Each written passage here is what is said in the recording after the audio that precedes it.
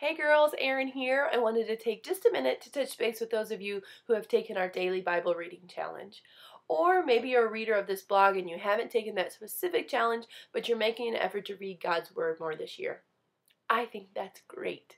In fact, there's not a more important resolution you can make for the new year than to spend more time in God's Word. But if you're anything like me, even a great resolution like that can get all gobbledygooked in your mind.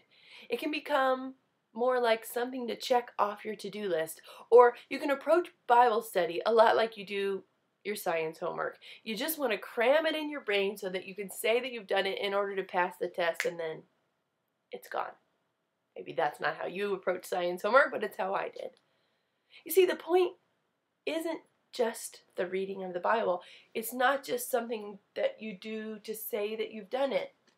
The point is to be changed by it. The point is to allow God's Word to so permeate your heart and your life that it changes how you live, instead of just being something to check off your good girl to-do list.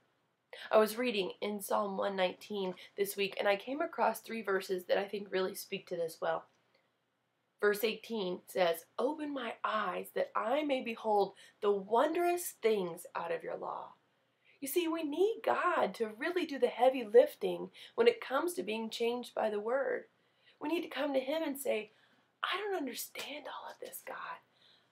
I know there's treasure here, but I need you to open my eyes to find it.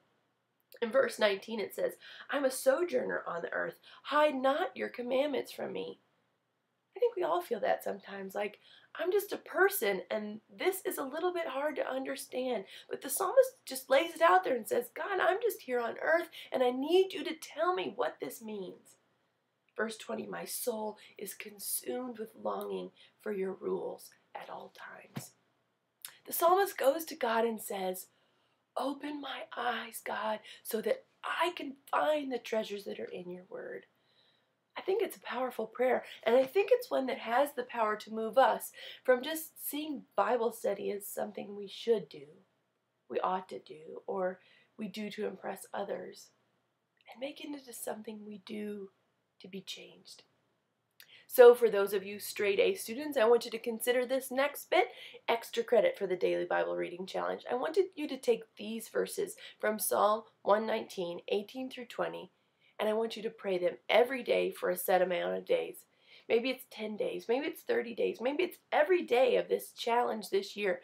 But before you have Bible study, say, God, open my eyes to the wonders of your Word.